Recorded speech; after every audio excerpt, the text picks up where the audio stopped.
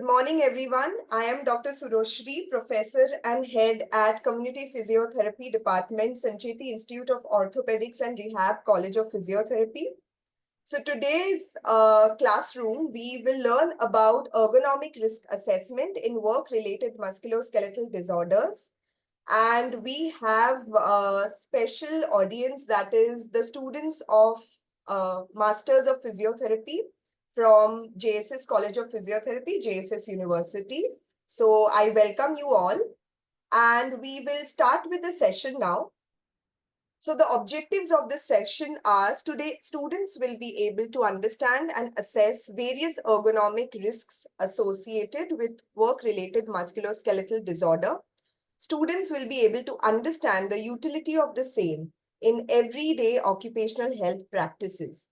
So as you all know that knowing about ergonomic risk factors and knowing about work-related musculoskeletal is so important, because the population, which is the working population of the country, of any country, is always the major or the maximum people who are in this age group. So we need to take care of the work-related musculoskeletal disorders, being the physiotherapists. So what are work-related musculoskeletal disorders? Musculoskeletal disorders are injuries or disorders of the muscles, nerves, tendons, joints, cartilage, and spinal discs. So when it is associated with the work of the person, then automatically that is known as work-related musculoskeletal disorder. So obviously, if we say that these disorders are related to the work, then definitely these are the 2 points which you have to remember, that the work environment and performance of the work contributes significantly to this condition, and this condition is made worse or persists longer due to the work condition. So what you have to know here is the person, the client, has to associate his aches or pain or the injury or the complaint, the chief complaint he's coming to his or her work. So that is why these are known as work-related musculoskeletal disorders, and definitely the work type, the job demand, and the work environment both has to play an important role. And side by side, the worker's condition, that is his or her internal or physical factors, also have a role to play to come to the conclusion that if this particular problem or if this particular diagnosis is associated with his or her work.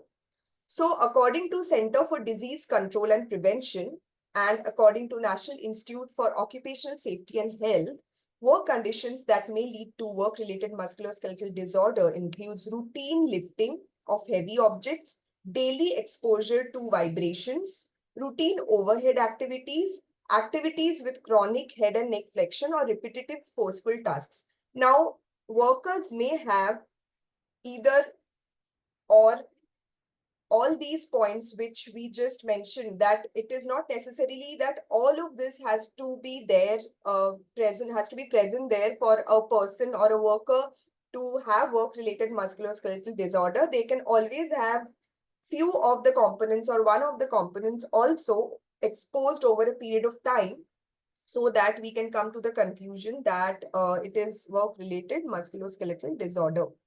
I'm sorry. So the common factors. So what are the common factors which are associated with work-related musculoskeletal disorder? So as you can see on your screens that repetitive motions or movements. So for example,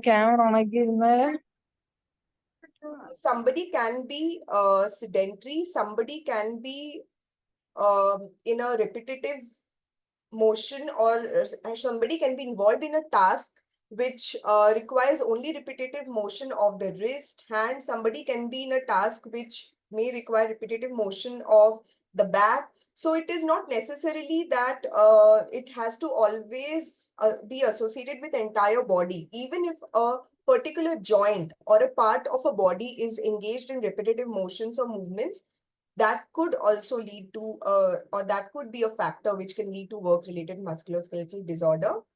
And force exerting activities. So whenever there is a lot of force being exerted by a particular joint or particular part of the body, that particular part can be prone to work-related musculoskeletal disorder, and a lot of times awkward or compromised postures. So whenever, for example, even in physiotherapists, to be more specific, the neurophysiotherapists, if routinely they are working with heavy patients and patients who are totally dependent for the treatment. So going into awkward postures, not using mechanization may lead to, in a long term, can lead to work-related musculoskeletal disorder, and the standard abbreviation used for that is WRMSD.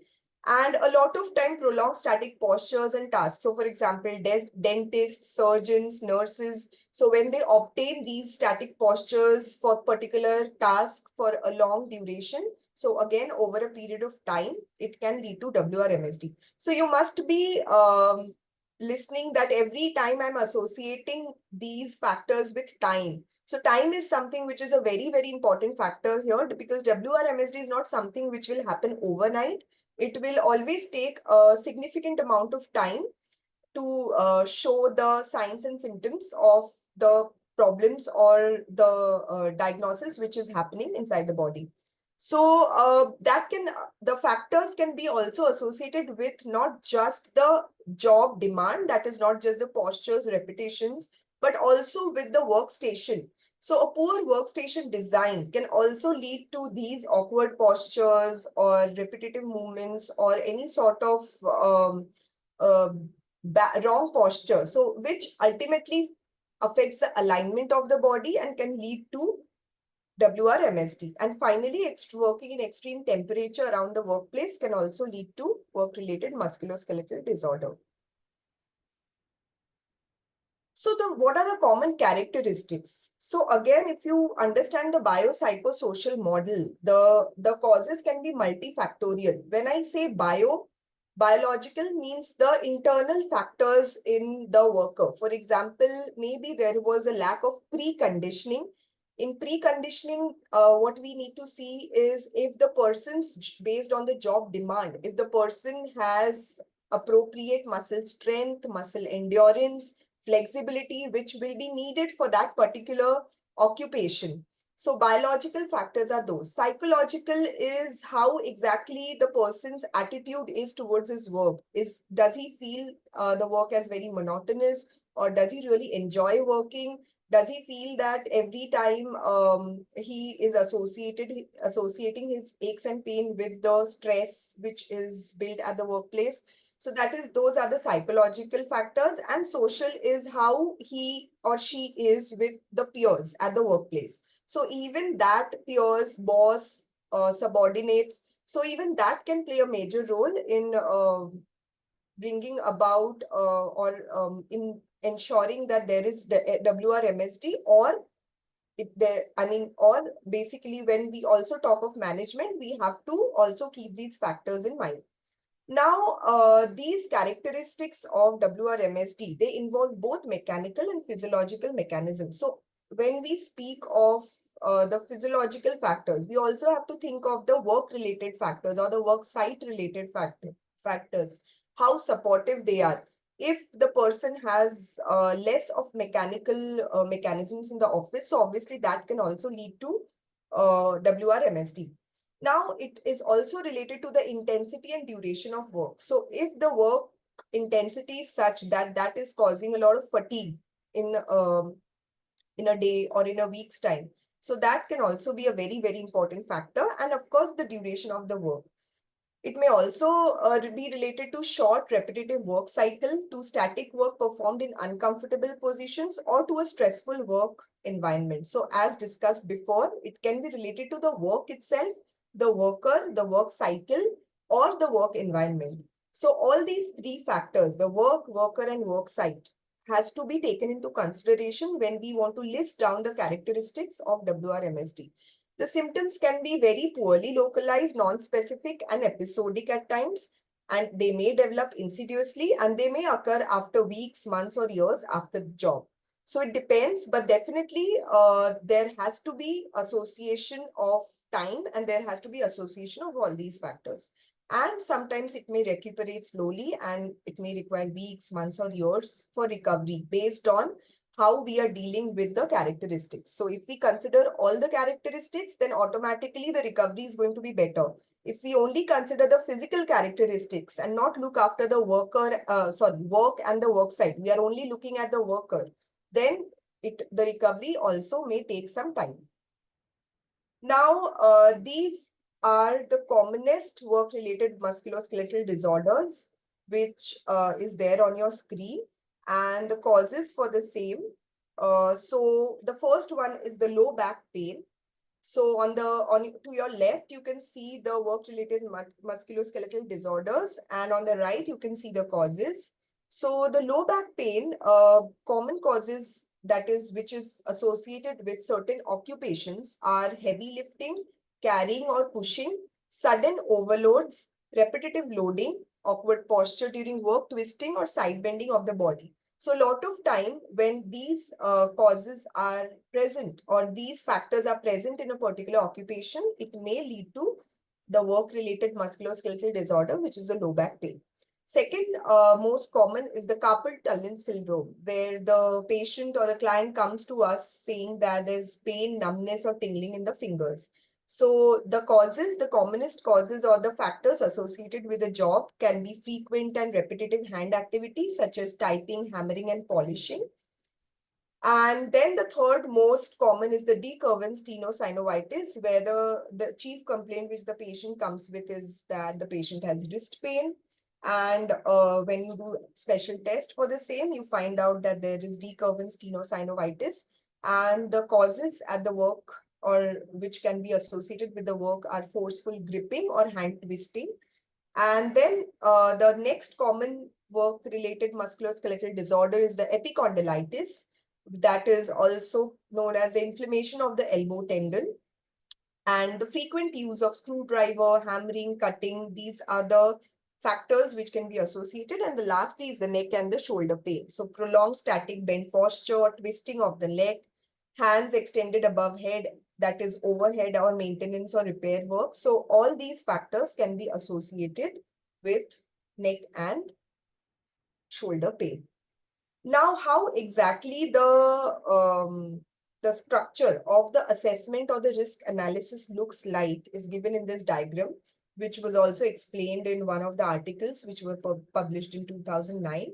So when we go to a work environment or when we go to a company, when we want to run an ergonomic audit, so how are we supposed to do that? First, we will collect all the data related to the leaves, absenteeism, aches, pain, which the person or the clients are associating with the work. After that, we do a risk factor evaluation. I will be sharing in my subsequent slides few outcome measures, how exactly you do a risk factor evaluation using these outcome measures. So once we have done the risk factor evaluation using certain checklists or outcome measures, after that, we come to a conclusion if the WRMSD risk is acceptable or not acceptable. If it is acceptable, then we inform the workers that they are at a low WRMSD risk and they may continue to work in the same manner, provided they are also taking care of the physical factors, that is the strengthening, conditioning, flexibility, endurance associated with that work.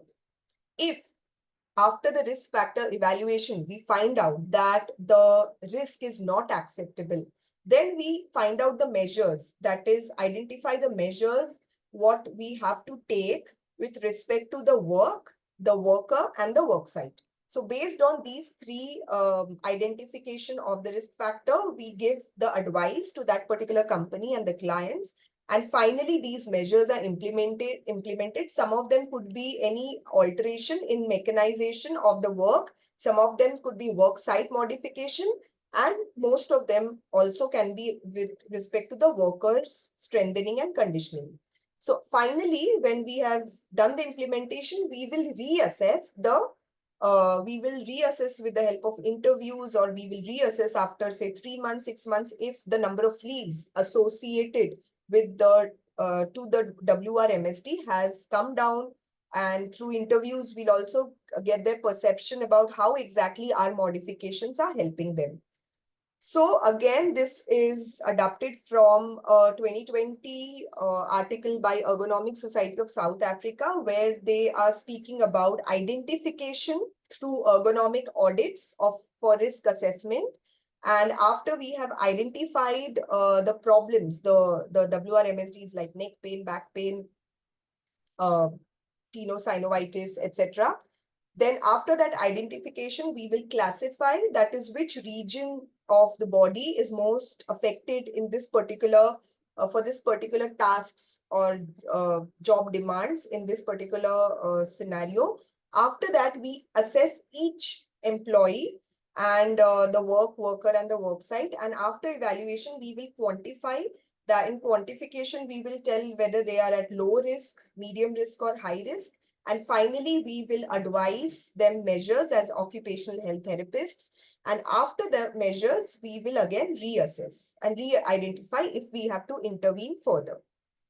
Now, these are the common tools and methods for ergonomic risk assessment. There are various checklists which are present. Now, these checklists are very, very specific to the particular occupation. So if you are looking at nurses, there are various checklists for those occupation. If you're looking at, say, traffic police, if you're looking at industrial workers, so there are various checklists because these checklists are made based on their job demand.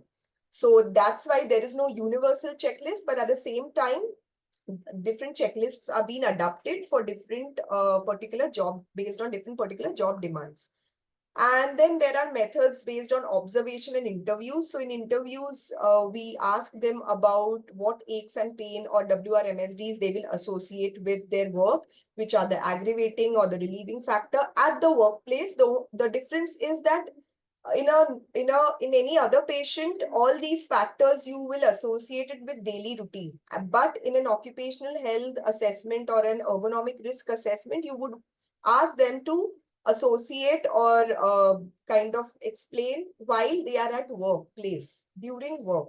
So that's the difference. And then we also have to do a thorough worksite analysis where we will identify certain barriers which can also be aggravating factors.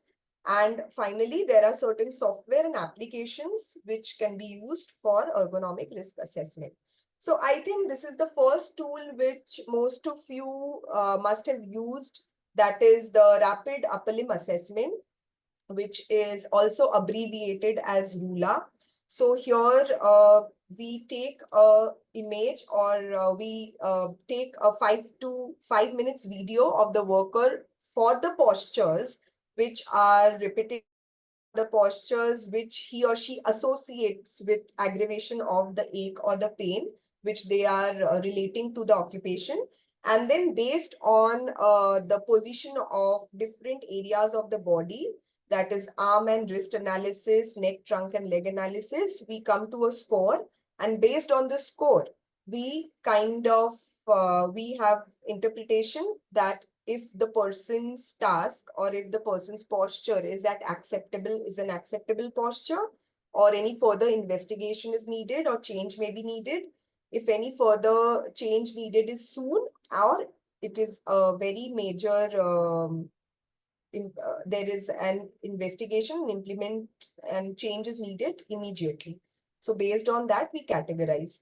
Same way, the second tool is the rapid entire body assessment, where we have, again, it is more or less similar to rapid upper limb assessment. The only difference is it takes care of the entire body. So neck, trunk, and leg analysis and shoulder, elbow, and wrist analysis is present.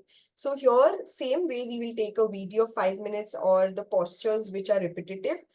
And the analysis will also give similar interpretation of whether the posture is at negligible risk, low risk, medium risk, high risk, or very high risk. So if the occupation is related, has tasks which requires the engagement of the entire body, then not obviously we will use rapid entire body assessment, or else we will use rapid upper limb assessment. Now this is also a tool.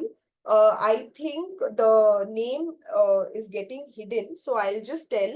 The abbreviation is ROSA. It is Rapid Office Train Assessment. So Rapid Office Train Assessment, ROSA, ROSA. It is a developed tool which is specific to the desk job workers.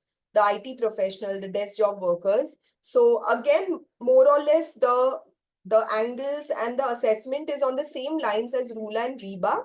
The only difference here is since it is specific to the occupation, that is, I said the desk job related occupation.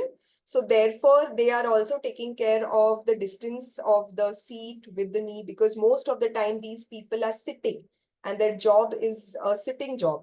And they are also additionally considering the arm support or how well is it supported. They're also considering the screen distance from the eye.